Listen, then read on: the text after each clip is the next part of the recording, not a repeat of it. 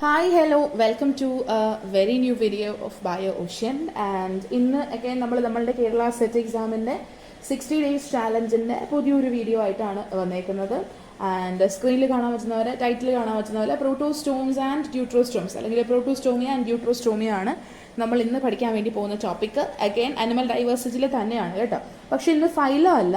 And ഇന്നൊരു അത്ര അധികം കാര്യമായിട്ട് ഒത്തിരി ചിന്തിക്കാൻ വേണ്ടാത്തൊരു ഒരു സിമ്പിൾ വീഡിയോ ആയിട്ട് ചെയ്യാമെന്ന് വിചാരിച്ചു. അങ്ങനെയാണ്. അപ്പോൾ ഫൈലൊക്കെ പഠിക്കുന്നതിന് മുന്നേ നമ്മൾ മിസ് ഓൾറെഡി ചെയ്തിട്ടുണ്ടായിരുന്നു criterias, levels of organisation, symmetry, coelom എന്നൊക്കെ പറഞ്ഞിട്ട് പല പല ക്രൈറ്റീരിയാസിനെ വെച്ചിട്ടൊരു വീഡിയോ ചെയ്തത് ഓർക്കുന്നില്ലേ? അതിൻ്റെ തന്നെ ബാക്കിയാണിത്. ബാക്കി എന്ന് പറയാൻ പറ്റില്ല. This is another heading, this is another topic. നിങ്ങളുടെ സിലബസിൽ അങ്ങനെയാണ് കൊടുത്തേക്കുന്നത്. അതൊരു ടോപ്പിക്കായിട്ട് പറഞ്ഞിട്ടുണ്ട്, ഇതൊരു സെപ്പറേറ്റ് ടോപ്പിക്കായിട്ട്. അപ്പോൾ ഇത് ജസ്റ്റ് നമ്മൾ ക്ലാസിഫിക്കേഷൻ ഒരു ക്രൈറ്റീരിയ ആയിട്ട് ഇതിനെയും കൺസിഡർ ചെയ്യാറുണ്ട്. പക്ഷേ ഇതൊരു സെപ്പറേറ്റ് ടോപ്പിക്കായിട്ട് പറഞ്ഞിരിക്കുന്നതുകൊണ്ട് നമ്മൾ ഇതിനെ കുറച്ചുകൂടെ ഡീറ്റെയിൽ ആയിട്ട് പഠിക്കുന്നു. ജസ്റ്റ് ഇതെന്താണെന്ന് മാത്രം മനസ്സിലാക്കാതെ ഡീറ്റെയിൽ ആയിട്ട് പഠിക്കുന്നു. അങ്ങനെ ഓക്കെ. പ്രോട്ടോസ്റ്റോംസും ഡ്യൂട്രോസ്റ്റോംസും അതാണ് നമ്മൾ ഇന്ന് ഡിസ്കസ് ചെയ്യാൻ വേണ്ടിയിട്ട് പോകുന്നത്. നമുക്ക് വലിയ പിടുത്തമില്ലാത്തൊരു ടോപ്പിക്കാണ് അല്ലേ, പക്ഷേ ഈസിയാണ് കേട്ടോ. ഈസി ആയിട്ട് തന്നെ നമുക്ക് മനസ്സിലാക്കാനായിട്ട് സാധിക്കുന്ന ഒരു ടോപ്പിക്കാണ്. ആൻഡ് മിസ് ഓൾറെഡി പറഞ്ഞ പോലെ അനിമൽ ഡൈവേഴ്സിറ്റിയിലെ കുറച്ചൊക്കെ വീഡിയോസ് മിസ് ചെയ്തിട്ടുണ്ട്. അപ്പോൾ കണ്ടിട്ടില്ലാത്തവരൊക്കെ ജസ്റ്റ് ഒന്ന് ഐ ബട്ടണിൽ ക്ലിക്ക് ചെയ്തിട്ട് കാണുക. ക്രൈറ്റീരിയാസ് ചെയ്തു, ഫൈലം, പോർഫറ, നിഡേറി ഒക്കെ ചെയ്തിട്ടുണ്ടായിരുന്നു. അപ്പോൾ അതൊന്ന് ജസ്റ്റ് കണ്ടു നോക്കാം കേട്ടോ മക്കളെ. Yes, okay. അപ്പോൾ നല്ല നമുക്ക് സ്റ്റാർട്ട് ചെയ്യാം. അപ്പോൾ എല്ലാവരും വീഡിയോ സ്കിപ്പ് ചെയ്യാതെ എൻഡ് വരെ കാണാനായിട്ട് ശ്രമിക്കാം കേട്ടോ. അപ്പോൾ ഏറ്റവും ആദ്യം ഇതിൻ്റെ ഒരു ജനറൽ ഐഡിയ, ഈ മെറ്റാസോവൻസ് എന്ന് പറയുന്നത് ഒരു ഗ്രൂപ്പ് ഓഫ് ആനിമൽസ് ആണ്. നമ്മളുടെ അനിമൽ ഡൈവേഴ്സിറ്റിയിൽ തന്നെ നമ്മൾക്ക് മെറ്റാസോവൻസിനെ പറ്റിയിട്ട് പഠിക്കാനുണ്ട്. ഓക്കെ. അപ്പോൾ ഈ മെറ്റാസോവൻസിൽ ചിലവരുണ്ട് ബൈലേറ്ററൽ സിമെട്രി ഉള്ളവർ. ഓക്കെ. അപ്പോൾ ഈ ബൈലേറ്ററൽ സിമെട്രി ഉള്ള മെറ്റാസോവൻസിനെ നമ്മൾക്ക് രണ്ട് ഗ്രൂപ്പ്സ് ആയിട്ട് ക്ലാസിഫൈ ചെയ്യാൻ പറ്റും. എന്തിൻ്റെ ബേസിലാണെന്ന് ചോദിച്ചു കഴിഞ്ഞാൽ അവർക്ക് മൗത്താണോ ആദ്യം ഉണ്ടായത്, എനസ് ആണോ ആദ്യം ഉണ്ടായത്. അതിനനുസരിച്ചിട്ട് നമ്മൾ എന്ത് ചെയ്യുന്നു, രണ്ട് അസംബ്ലേജസ് ആയിട്ട് നമ്മൾക്ക് അതിനെ ക്ലാസിഫൈ ചെയ്യാൻ പറ്റും. അതിനെയാണ് നമ്മൾ ഇന്ന് പഠിക്കാൻ വേണ്ടി പോകുന്നത്. ഇപ്പോൾ മെറ്റാസോവൻസിൽ തന്നെ ചില ഓർഗാനിസംസ് ഉണ്ട്, അവർക്ക് ബ്ലാസ്റ്റോപോറിന്ന് ഏറ്റവും ആദ്യം മൗത്ത് ഫോം ചെയ്യും. അതിനുശേഷം സെക്കൻഡറി ആയിട്ടായിരിക്കും ഏനസ് ഫോം ചെയ്യുന്നുണ്ടായിരിക്കുക. അത്തരത്തിലുള്ള ഓർഗാനിസംസിനെ പ്രോട്ടോസ്റ്റോംസ് എന്ന് പറഞ്ഞിട്ട് വിളിക്കും. ബ്ലാസ്റ്റോപോറിന് എന്തുണ്ടായി, ഏറ്റവും ആദ്യം മൗത്ത് ഉണ്ടായി, അതിനുശേഷം ഏനസ് ഉണ്ടായി സെക്കൻഡറി ആയിട്ട്. ഇവരെയാണ് നമ്മൾ പ്രോട്ടോസ്റ്റോംസ് എന്ന് വിളിക്കുക.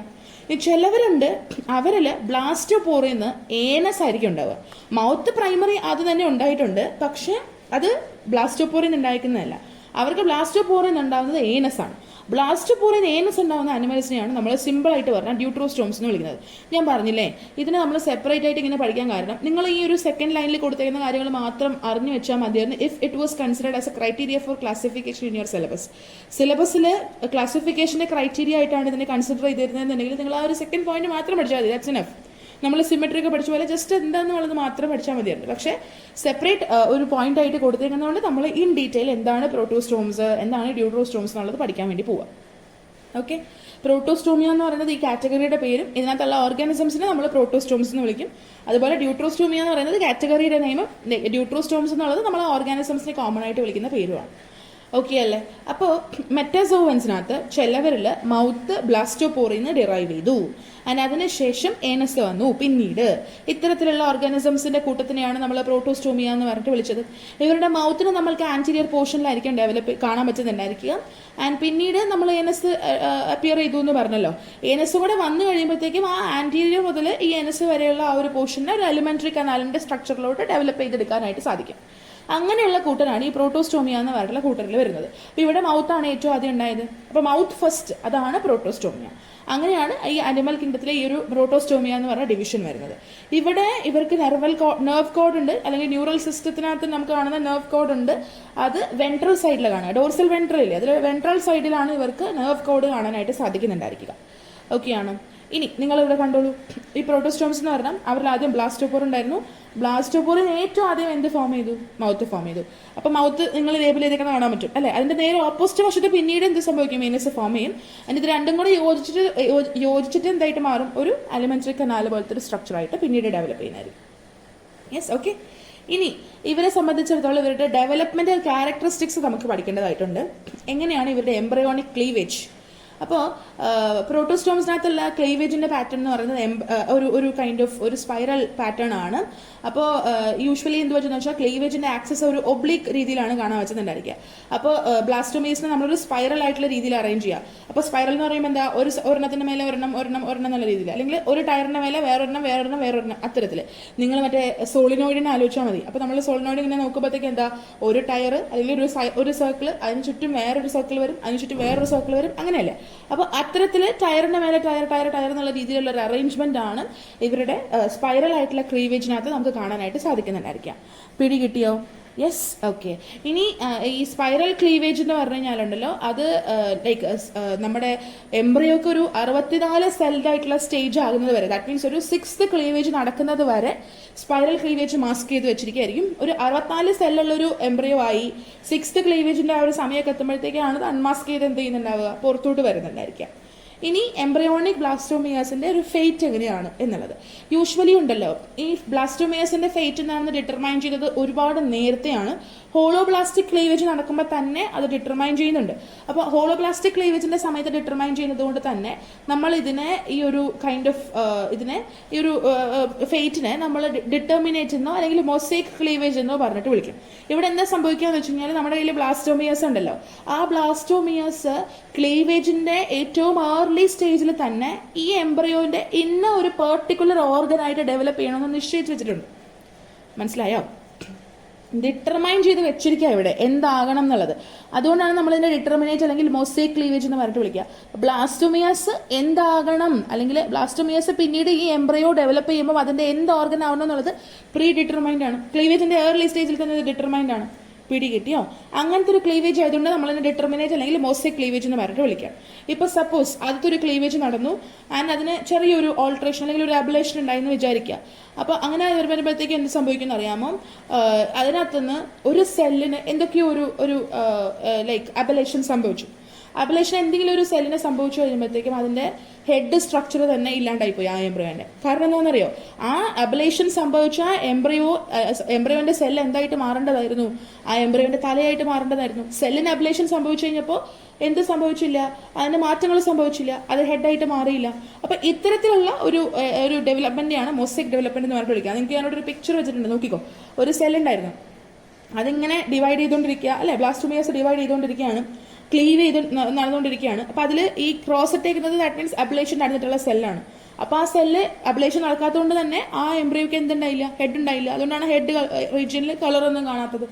ബാക്കി അബ്ലേഷൻ നടക്കാതിരുന്ന വളരെ പ്രോപ്പർ ആയിട്ടുള്ള രീതിയിൽ ക്ലീവേജ് നടന്നിട്ടുള്ളവരൊക്കെ എന്ത് ചെയ്തു? എംബ്രിയോന്റെ പാർട്സ് ബാക്കിയുള്ളതൊക്കെ ഡെവലപ്പ് ചെയ്തു. അപ്പോൾ ഒരു സെല്ലിന് എന്തെങ്കിലും പ്രശ്നങ്ങൾ സംഭവിച്ചാൽ അതിന്റെ ഒരു ഓർഗൻ തന്നെ ഇത്തരത്തിലുള്ള ഡെവലപ്മെന്റിൽ എന്ത് പറ്റിപ്പോവും? നഷ്ടപ്പെട്ടു പോകും. അതുകൊണ്ട് പ്രീ ഡിറ്റർമൈൻഡ് ആണ്. ഇന്നൊരു ഓർഗൻ ഉണ്ടാവണമെങ്കിൽ ഇന്ന സെല്ല് എന്ത് ചെയ്തേ പറ്റുള്ളൂ? ക്ലീവേജ് നടത്തിയേ പറ്റുള്ളൂ. അത്തരത്തിലുള്ളൊരു ഡിറ്റർമിനേറ്റ് കൈൻഡ് ഓഫ് ഒരു ഡെവലപ്മെന്റ് ആണ്, അല്ലെങ്കിൽ മൊസൈക് ഡെവലപ്മെന്റ് ആണ് പ്രോട്ടോസ്റ്റോമിയക്കകത്ത് കാണാൻ പറ്റുന്നുണ്ടാവുക. ക്ലിയർ ആണോ? ഇനി ബ്ലാസ്റ്റോപോറിന്റെ ഫേറ്റ്. ബ്ലാസ്റ്റോപോർ ഐദർ മൗത്ത് ആകുന്ന ഒരു ഫൈലാണുള്ളത് മൊളസ്ക, അല്ലെന്നുണ്ടെങ്കിൽ അത് മൗത്തും ആകും ഏനസും ആകും. ചില മൊളസ്കൻസിനകത്ത് അവർ മൗത്തും ഏനസും ആകാറുണ്ട്, പോളിക്കേറ്റ്സിലാവാറുണ്ട്, ഒണൈക്കോഫോറൊക്കെ ആവാറുണ്ട്. അങ്ങനെയുള്ളതിനകത്തൊക്കെ അവർ മൗത്തും ഏനസും ആയിട്ട് ഫോം ചെയ്യാറുണ്ട്. ഇപ്പൊ ബ്ലാസ്റ്റോപോർ ചിലതിനകത്ത് മൗത്ത് ആകും, ചിലതിൽ മൗത്തും ആകും ഏനസും ആകും. ഇനി മീസോഡോമിന്റെ ഫോർമേഷൻ എന്ന് പറയുമ്പോഴത്തേക്കും പൊതുവെ 4th സെല്ലിൽ നിന്നാണ് മീസോഡോം ഒറിജിനേറ്റ് ചെയ്യുന്നുണ്ടായിരിക്കും. അതിന് നമ്മൾ മീസെന്റോബ്ലാസ്റ്റ് എന്ന് പറഞ്ഞിട്ട് വിളിക്കും, അല്ലെങ്കിൽ 4D സെൽസ് എന്നൊക്കെ പറഞ്ഞിട്ട് വിളിക്കും. അവർ ഇതിനെ മൾട്ടിപ്ലൈ ചെയ്ത് പ്രോലിഫറേഷനിൽ കൂടെ നമ്പറൊക്കെ ഇൻക്രീസ് ചെയ്തിട്ടാണ് പിന്നീട് മീസോഡോം എന്ന് പറഞ്ഞിട്ടുള്ളൊരു ലെയർ ആയിട്ട് തന്നെ അത് മാറുന്നത്. പിടിയോ? മീസെന്റോബ്ലാസ്റ്റ് എന്ന് പറഞ്ഞിട്ടൊരു 4th സെൽ ഉണ്ടായിരുന്നു, അത് പ്രോലിഫറേറ്റ് ചെയ്ത് നമ്പർ ഇൻക്രീസ് ചെയ്യുമ്പോൾ എന്തായിട്ട് മാറും? ഒരു ലെയർ കോൾഡ് മീസോഡോം ആയിട്ട് അത് ഡെവലപ്പ് ചെയ്യും. പിടികിട്ടിയോ? യെസ്. ഇനി സീലോമിന്റെ ഫോർമേഷൻ. പൊതുവേ ഈ മീസോഡോമൽ ലെയർ ഉണ്ടല്ലോ, അവിടെയുള്ള സെല്ലിന്റെ മാസ് സ്പ്ലിറ്റ് ചെയ്യുമ്പോഴത്തേക്കുമാണ് സീലോം ഡെവലപ്പ് ചെയ്തിട്ടുണ്ടായിരിക്കുക. ഇതിനെ നമ്മൾ വിളിക്കുന്ന പേര് എന്താണെന്ന് വെച്ച് കഴിഞ്ഞാൽ സൈസോസീലി എന്ന് പറഞ്ഞിട്ട് വിളിക്കുന്നുണ്ടായിരിക്കുക കേട്ടോ. സൈസോസീലി.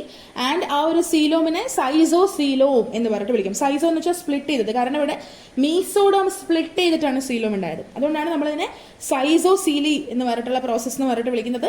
ആൻഡ് ഉണ്ടായിട്ടുള്ള സീലോമിനെ സൈസോസീലോം എന്ന് പറഞ്ഞിട്ട് വിളിക്കും. ഓക്കെ.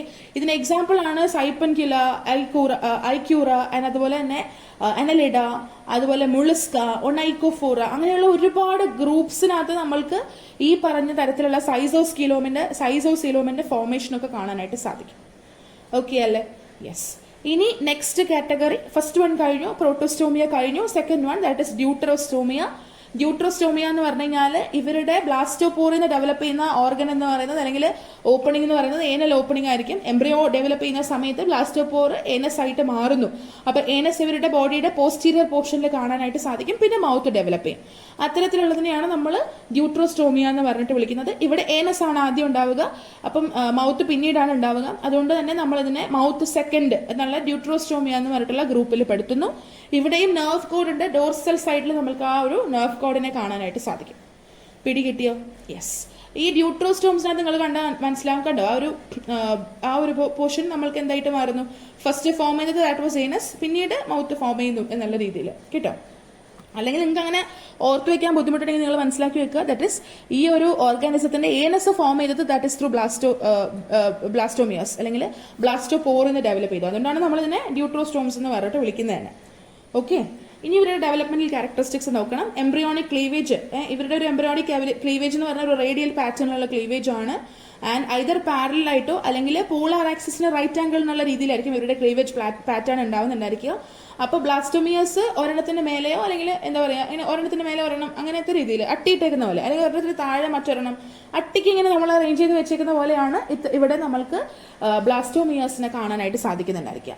പിടികിട്ടിയോ? ഇനി എംബ്രിയോണിക് ബ്ലാസ്റ്റോമിയസിന്റെ ഫേറ്റ് എന്താണെന്ന് ചോദിച്ചു കഴിഞ്ഞാൽ യൂഷ്വലി ഇന്റർമീഡിയറ്റ് ആയിട്ടുള്ള ക്ലീവേജ് ആണ് ഇവർക്കുള്ളത്. ആൻഡ് ബ്ലാസ്റ്റോമിയസിനെ 4 സെല്ലുള്ള സ്റ്റേജിൽ സെപ്പറേറ്റ് ചെയ്യും. ആൻഡ് ഓരോ സെല്ലും ഓരോ കംപ്ലീറ്റ് ഇൻഡിവിജ്വൽ ആയിട്ട് ഡെവലപ്പ് ചെയ്യും. മനസ്സിലായോ? ഇന്റർമീഡിയറ്റ് ക്ലീവേജ് ആണ്. അപ്പൊ അതുകൊണ്ട് തന്നെ 4 സെല്ലുള്ള ഒരു സ്റ്റേജിൽ വെച്ചിട്ട് ബ്ലാസ്റ്റോമിയസ് എന്ത് ചെയ്യുന്നു? സെപ്പറേറ്റ് ചെയ്യുന്നു. എന്നിട്ട് അതിൽ ഓരോന്നും എന്തായിട്ട് ഡെവലപ്പ് ചെയ്യും? ഒരു കംപ്ലീറ്റ് ഇൻഡിവിജ്വൽ ആയിട്ട് ഡെവലപ്പ് ചെയ്യും. അത്തരത്തിൽ. ആൻഡ് ഇവിടുത്തെ ക്ലീവേജിനെ നമ്മൾ നേരത്തെ മൊസൈക്ക് എന്നല്ലേ പറഞ്ഞത്, ഇവിടുത്തെ ക്ലീവേജിനെ നമ്മൾ റെഗുലേറ്റീവ് എന്ന് പറഞ്ഞിട്ട് വിളിക്കും. കാരണം ഈ പറഞ്ഞ പോലെ ഓരോ ബ്ലാസ്റ്റോമിയസും സെപ്പറേറ്റ് ചെയ്യുന്നത് കൊണ്ട് അതിന്റെ ഡെവലപ്മെന്റിനെ അതിനെ റെഗുലേറ്റ് ചെയ്യാൻ പറ്റും. അതുകൊണ്ടിട്ടാണ്. ഈ നേരത്തെ പറഞ്ഞ പോലെ ഒരു സെല്ലിന് എന്തെങ്കിലും ഒരു അബലേഷൻ സംഭവിച്ചു കഴിഞ്ഞ് കഴിഞ്ഞാൽ നമ്മൾക്ക് പിന്നീട് ഉണ്ടാകുന്ന ഈ ഡിസെൻഡൻസ് ഉണ്ടല്ലോ, ബാക്കിയുള്ള സെൽസിന്റെ ഡിസെൻഡൻസ് ഉണ്ടല്ലോ, അവര് വെച്ചിട്ട് നമ്മുടെ എംബ്രയോന്റെ ബാക്കിയുള്ള സ്ട്രക്ചറിനെയൊക്കെ ഡെവലപ്പ് ചെയ്യാനായിട്ട് സാധിക്കും. പിടികിട്ടിയോ?